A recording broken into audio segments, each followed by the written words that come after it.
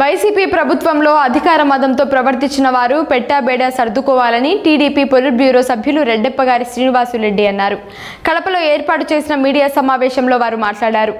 చట్టం తన పని తాను చేస్తుందని ఆయన పేర్కొన్నారు. అందరికీ నమస్కారం. దాదాపు 20 సంవత్సరాల తర్వాత కడప జిల్లాలో మళ్ళీ తెలుగుదేశం పార్టీ జెండా రెపరెపలాడుతోంది. ఉమ్మడి జిల్లాలో ఒకసారి చూస్తే 7 సీట్లు, కడప పార్లమెంట్ జిల్లాలో ఒకసారి పరిశీలిస్తే 7లో 5 సీట్లు తెలుగుదేశం పార్టీ గెలిచింది. 1999 తర్వాత అంటే 25 సంవత్సరాల తర్వాత మళ్ళీ తెలుగుదేశం పార్టీ ఈరోజు గెలిచిందంటే అది పార్టీ మీద, పార్టీ అధినేత చంద్రబాబు నాయుడు గారి మీద, కడప జిల్లాలో సమిష్టిగా తెలుగుదేశం పార్టీ నాయకులు, కార్యకర్తలు, పోటీ చేసిన అభ్యర్థులు కానీ అందరూ చేసిన సమిష్టి కృషి. ఆ కృషి వల్ల ఈరోజు ఈ పార్లమెంట్ పరిధిలో 7లో 5 సీట్లు గెలవడం నాకు జిల్లా అధ్యక్షునిగా చాలా సంతోషాన్ని ఇచ్చింది, చాలా సంతృప్తినిచ్చింది. ఎందుకంటే 2019లో ఓడిపోయినప్పుడు, అన్ని స్థానాలు కోల్పోయినప్పుడు కొంత బాధ కలిగించిన ఈరోజు ఆ సంతృప్తినిచ్చిందంటే అది కడప జిల్లా ప్రజలకు తెలుగుదేశం పార్టీ తరఫున జిల్లా అధ్యక్షుడిగా జిల్లా ప్రజలకందరికీ కూడా ఓటేసిన ప్రతి ఒక్కరికి కూడా కృతజ్ఞతలు తెలియజేస్తూ ఉన్నా. 5 సంవత్సరాలు జగన్మోహన్ రెడ్డి గారి పాలన చూసాం. కడప జిల్లా సొంత జిల్లా, మా జిల్లా నాయకుడు ముఖ్యమంత్రి అయితే మాకేదో ఎలగబెడతాడు, ఒరగబెడతాడు అని ఎంతో ఆశతో ప్రజలందరూ ఏకపక్షంగా 2019లో ఓట్లు వేశారు. కానీ 5 సంవత్సరాల్లో ఆయన చెప్పిన హామీలన్నీ కూడా ఒక్కటి కూడా నెరవేర్చని పరిస్థితి. పెండింగ్ ఇరిగేషన్ ప్రాజెక్టులు, రైతుల పరిస్థితులు, ఎక్కడ చూసినా ప్రతి ఒక్కరికి కూడా నిరాశ కలిగింది. అన్ని రకాలుగా కూడా సొంత జిల్లా ప్రజలను జగన్మోహన్ రెడ్డి గారు నట్టేట ముంచేసినాడు.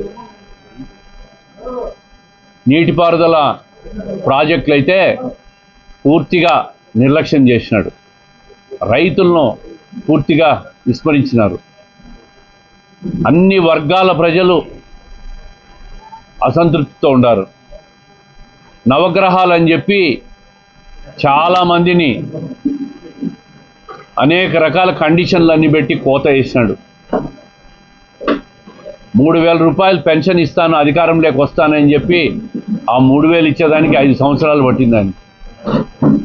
ఈరోజు ప్రజలందరూ కూడా 150 స్థానాలు ఇస్తే మధ్యలో 5 తీసేసి ఆ పక్క ఒకటి ఈ పక్క ఒకటి 2 పంగనామాలు పెట్టారని 11 స్థానాలు. చివరకు ప్రతిపక్ష హోదా కూడా కోల్పోయే పరిస్థితికి వచ్చింది. ఆ పార్టీ ఉంటుందా, ఉండదా, మునిగిపోతుందా, తేలుతుందా అనేది భవిష్యత్తులో అదొక ప్రశ్నార్థకంగా మారే పరిస్థితి వచ్చింది. 5 సంవత్సరాల్లో ఈ అరాచకాన్ని, అవినీతిని ప్రశ్నించిన ప్రతి ఒక్కరికి కూడా కేసులు పెట్టడం, భయభ్రాంతులు గురి చేయడం, జైల్లో పెట్టడం, అనేక రకాలుగా ఇబ్బందులు పెట్టిన పరిస్థితులు చూసాం. వైసీపీ నాయకులైతే ఎక్కడ చూసినా భూ కబ్జాలు, ఇసుక మాఫియా, మట్టి మాఫియా, లిక్కర్ మాఫియా, ఎక్కడ చూసినా దందాల్లో మునిగిపోయి వాళ్ళ స్వార్థానికి, ఆర్థిక ఆదాయానికి పనిచేసినారు తప్ప ప్రజలకు పనిచేసింది లేదు.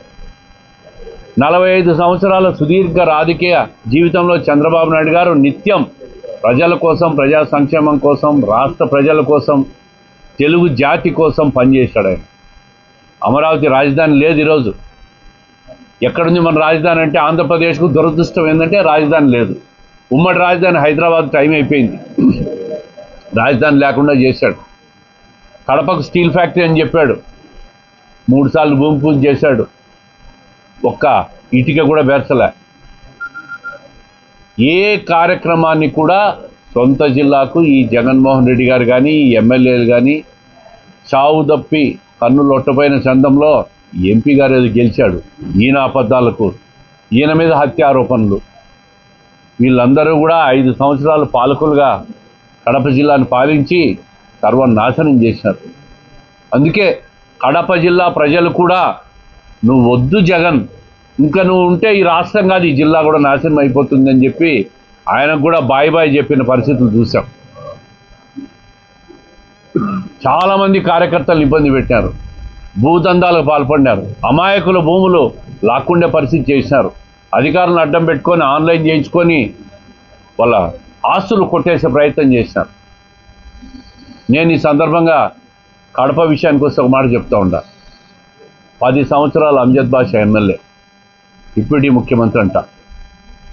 ఏం చేశావయ్యా నువ్వంటే చిల్లర పనులు చేశారు, అవినీతి, అరాచకం, సామాన్యులను కూడా అమాయకులను కూడా భయభ్రాంతులు గురి చేసినారు. ఓటు ఎక్కడేస్తున్నారు, ఓటేయండి అని చెప్తే ప్రజల దగ్గరికి పోతే మాట్లాడలేని పరిస్థితులు చూసాం. అంత సైలెన్స్ ఉన్నింది, అంత సైలెన్స్ ఉన్నారు ఓటర్లు, మాట్లాడేదానికి కూడా భయపడ్డారు. ఈరోజు చెప్తున్నాం, ప్రజలు స్వేచ్ఛగా వాళ్ళ సమస్యలను చెప్పుకునేదానికి మీరు రండి, మేమున్నాం, నీతివంతమైన పరిపాలన అందిస్తాం. కడపలో ఏ గూండా కానీ, ఏ రౌడీ కానీ, ఏ భూ కబ్జాదారుడు కానీ కనిపిస్తే చట్టపరంగా చర్యలు తీసుకొని జైల్లో పెట్టిస్తాం. అటువంటి అరాచక పాలన ఉండదు ఇక్కడ, నీతివంతమైన పాలన జరుగుతుంది. అభివృద్ధి చెందిన కడపగా చెయ్యాలనేదే మా ధ్యేయం. కడప ప్రజలు ఎన్నో ఆశలు పెట్టుకొని తెలుగుదేశం పార్టీ ఎమ్మెల్యేగా ఒక మహిళని ఎన్నుకున్నారు. మహిళా అభ్యున్నతి కోసం మేము పాటుపడతాం. ఏం మాట్లాడారు వీళ్ళు? ఒక మహిళ పోటీ చేస్తూ ఉంటే అనరాని మాటలు మాట్లాడినారు. ఏ భాష కావాలంటే ఆ భాష మాట్లాడినారు. పోలీస్ స్టేషన్లోకి లోపలికి పోయి దాన్ని ఆధీనంలోకి తీసుకొని ఈ ఎమ్మెల్యే సోదరుడు మాట్లాడిన మాటలు కడప ప్రజలు ఎప్పటికీ మర్చిపోరు, క్షమించరు అతన్ని.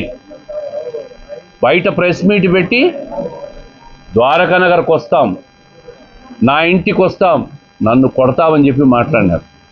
సంస్కారహీనులు. ఈరోజు ఎక్కడ దాక్కున్నారు వీళ్ళంతా? ఎక్కడున్నారు వీళ్ళు? నా ఇంట్లో అడ్రస్ తెలీదా వీళ్ళకు? అడ్రస్ తెలియకుంటే తెలియజేస్తాం, రమ్మనండి. అంత అహంకారమా? కొలెస్ట్రాల్ పెరిగిపోతే మనిషిలో ఏం మాట్లాడతాడో అర్థం కాదు. ఏమనుకుంటున్నావు మిస్టర్ బాషా? నిన్ను నీ కుటుంబాన్ని నోరు హద్దుల్లో పెట్టుకో. నువ్వు చేసిన అక్రమాలు, అన్యాయాలు, వక్ఫ్ బోర్డు ఆస్తులు అన్యాక్రాంతమైనాయి, భూములు అన్యాక్రాంతమైనాయి, ప్రభుత్వ భూములు అంతా అన్యాక్రాంతమైనాయి. ఇవన్నీ కూడా వెలికి తీస్తాం, ఆర్డీఓ గారితో విచారణ చేపిస్తాం. చట్టపరంగా తప్పు చేసిన వాడిని శిక్ష పడే వరకు తెలుగుదేశం ప్రభుత్వం వదిలిపెట్టదని చెప్పి ఈ సందర్భంగా చెప్తా ఉన్నాం. చట్టం పని తాను చేసుకొని పోతుంది, దీంట్లో రాజీ పడే ప్రసక్తే ఉండదు. అభివృద్ధికి మేము కంకణబద్దులై ఉండాం, మాకు కక్ష సాధింపులు అవసరంలే. అయితే చట్టం తన పని తాను చేసుకొని పోతుంది. చట్టం చేసే పనిలో మేము జోక్యం చేసుకోం. తప్పు చేసిన వాళ్ళు చట్టం వదిలిపెట్టదని రాజ్యాంగంలో స్పష్టంగా పొందుపరిచింది.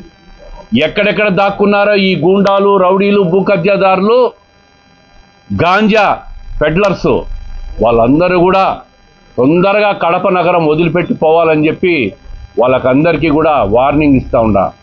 కడపలో అరాచకం కనపడిందంటే మళ్ళీ చట్టం ఒప్పుకోదనే విషయాన్ని, చట్టం ఏ విధంగా మీ మీద చర్యలు తీసుకుంటుందో దాన్ని మీరు చూస్తారు. వారం రోజుల లోపల ఈ కబ్జాదారులు, ఈ రౌడీలు, రాక్షసులు, ముఖ్యంగా గాంజా పెడ్లర్లు, బంగారు స్మగ్లింగ్ చేసే వ్యాపారస్తులు ఉన్నారు ఇక్కడ. వాళ్ళకి ఎవరెవరు అండలు ఇచ్చినారో కూడా మాకు తెలుసు. స్మగ్లర్స్ వీళ్ళెవ్వరు కూడా ఇక్కడ ఉండకూడదు, వీళ్ళు వెళ్ళిపోవాలి కడప నుంచి. కడప ప్రశాంతంగా ఉండాలా, కడప ప్రజలు సంతోషంగా రోడ్ల మీద తిరగాల, ముఖ్యంగా మహిళలు ఆనందంగా ఉండాలా. ఎవరి ఆస్తులు వాళ్ళు, నా ఆస్తి నాకుందని చెప్పి స్వేచ్ఛగా బతికే విధంగా, రాత్రిపూట హాయిగా నిద్రపోయే విధంగా లా అండ్ ఆర్డర్ను మేము కాపాడుతాం. పోలీసులకు చట్టపరంగా చర్యలు తీసుకునే విధంగా స్వేచ్ఛ ఇస్తాం. అవినీతి అధికారులు ఉండకూడదు. ప్రజలను, పేద ప్రజలను ఏడిపించి లంచాలు తీసుకున్న అధికారులు కూడా ఎక్కడా ఉపేక్షించేది ఉండదు. ఇటువంటి వాళ్ళందరినీ కూడా రాష్ట్రంలోనే ముఖ్యమంత్రి గారు ఒప్పుకోరు అటువంటి వాళ్ళను. ఎందుకంటే ఒక పెన్షన్ తీసుకునేవాడు 3,000 రూపాయలు పెన్షన్ తీసుకునే వాని దగ్గర కూడా ఆ డివిజన్లలో కొంతమంది కమిషన్లు తీసుకునే పరిస్థితిని మేము విన్నాం. ఇది చాలా అన్యాయం. ఏదైతే తెలుగుదేశం పార్టీ సూపర్ 6 ప్రోగ్రామ్స్ చెప్పిందో అవి అమలు చేసేదానికి చంద్రబాబు నాయుడు గారి ప్రభుత్వం కట్టుబడి ఉంది. ప్రతి ఇంటికి సంక్షేమ పథకాలు చేరాలా, ప్రతి పేదవాడికి అందాలా. అటువంటి ప్రభుత్వాన్ని నడుపుతారని చెప్పి చంద్రబాబు నాయుడు గారి మీద ఆశతో ఈరోజు రాష్ట్ర ప్రజలు ఓటేశారు. ఒక నీతివంతమైన పరిపాలన తీసుకొస్తాం. ఖబర్దార్ భూ కబ్జాదారులు, రౌడీలు, రాక్షసులు అని చెప్పి ఈ సందర్భంగా నేను హెచ్చరిస్తూ ఒక మంచి పరిపాలన తీసుకొచ్చేదానికి అవకాశం ఇచ్చారు ప్రజలు.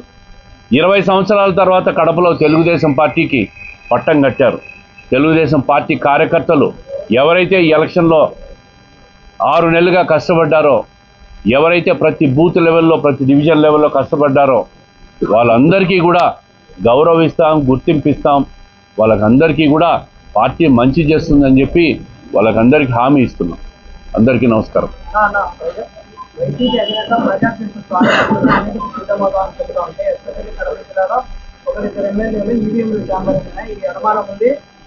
అది కాదండి 2019లో ఈవీఎంలు ట్యాంపర్ అయినాయా అంటే వాళ్ళు గెలిచినప్పుడు ఈవీఎంలు కరెక్ట్, వాళ్ళు ఓడిపోయినప్పుడు ఈవీఎంలు తప్ప. మతుండి మాట్లాడుతున్నారా? నేను ఏదో చూశాను, నేను అమ్జద్ బాషా గారి పేపర్ స్టేట్మెంట్ 2,200 కోట్లు తెచ్చాడంట ఆయన. సిగ్గుంది అతనికి? మీరన్నా అడగండి పోయి. ఇన్నిసార్లు ప్రెస్ మీట్ పెట్టి అడిగాడు ఆ జీవోలు చూపిమని. ఇప్పటికైనా ఇంట్లో పెట్టుకోండి జీవోలు చూపిమని. సిగ్గు లేకుండా మాట్లాడతాడు. రాష్ట్రం ఇచ్చిన పెన్షన్లు కూడా నువ్వు తెచ్చిన అభివృద్ధి కార్యక్రమాల, రాష్ట్రం ఇచ్చిన సంక్షేమ కార్యక్రమాల్లో పేదలకు వచ్చిన డబ్బు కూడా నువ్వు ఇచ్చిన 2,300 కోట్ల. ఏం మాట్లాడుతున్నావు నువ్వు? నీకేమైనా సంస్కారం, మతి ఉందా? లేక రాజకీయాల మీద అవగాహన ఉందా? బిజినెస్, స్టేట్ బిజినెస్ మీద నీకేమైనా మతి ఉందా? సిగ్గు లేకుండా 200 కోట్లు అంట. ఇప్పుడైనా మీరే విలేకరు సోదరులు మీరు పోయి ఆ జీవోలు తీసుకొచ్చి నాకు చూపించండి. 2,300 కోట్లు అభివృద్ధికి 5 సంవత్సరాల నిధులు ఇచ్చింటే నేను రాజకీయాలు శాశ్వతంగా వదులుకుంటా. దమ్ముంటే చూపించమనండి. నేను రాజకీయాల నుంచి తప్పుకుంటున్నా. జిల్లా పార్టీ వద్దు, నాకు ఏ రాజకీయాలు వద్దు. నువ్వు 2,300 కోట్లు తెచ్చింటే నువ్వు మొగడు అయితే చూపించు. నువ్వు అభివృద్ధి నిధులు తెచ్చుంటే 2,300 కోట్లు నేను రాజకీయాల నుంచి శాశ్వతంగా తప్పుకునే దానికి నేను సిద్ధంగా ఉంటా. నువ్వు సిద్ధంగా ఉండవా అని చెప్పి అడుగుతున్నా ఈ అమ్జద్ బాషాను. రాజకీయాల నుంచి నువ్వు తప్పుకొని క్షమాపణ చెప్పి తప్పుకుంటావా? రైట్. ప్రభుత్వంలో జగనన్న ఇంటి కొరకు పేదల కోసం ఇంటి స్థలాలు కేటాయించడంలో కొన్ని వందల కోట్లు అవినీతి జరిగిందని ఆరోపిస్తారు. అందులో కడప నియోజకవర్గంలో కూడా భారీ స్థాయిలో అవినీతి ఆరోపణలు ఎదురవుతున్నాయి. ఎందుకంటే ఎటువంటి చర్యలు తీసుకున్నారు? ప్రతి దాని మీద చర్యలు ఉంటాయి, అవినీతి మీద ఉంటాయి, అరాచకాల మీద చర్యలు ఉంటాయి. చట్టం తన పని తాను చేసుకొని పోతుంది. దీంట్లో రెండో ఆలోచన ఉండదు. అధికారులు కూడా తప్పు చేసిన అధికారుల మీద కూడా నిన్ను చూసింటారు. మా నాయకుడు చంద్రబాబు నాయుడు ఇంటికి వరుస క్యూ కట్టిన కొంతమంది అధికారులకు తలుపులు తెరవలే. అటువంటి పరిస్థితి జిల్లా స్థాయిలో కూడా ఉంటుంది, అన్ని స్థాయిల్లో కూడా ఉంటుంది. ఏకపక్షంగా వ్యవహరించిన అధికారులు, అవినీతి చేసిన అధికారులను కూడా ఎవ్వరు వదిలిపెట్టే ప్రసక్తే ఉండదు. ఈరోజు చూసింటారు పేపర్లో మీరు, అడాలో అన్నమయ్య డెవలప్మెంట్లో ఎన్నికల సమయంలో కూడా, ఎన్నికల కోడ్ ఉండగా కూడా నిధులు రిలీజ్ చేశారు. దాంట్లో మీద కూడా చర్యలు ఉంటాయి, వదిలిపెట్టేది ఏముండదు. చట్టాన్ని, ప్రభుత్వ రూల్స్ను ఉల్లంఘించిన వాళ్ళ మీద చర్యలు ఖచ్చితంగా ఉంటాయి.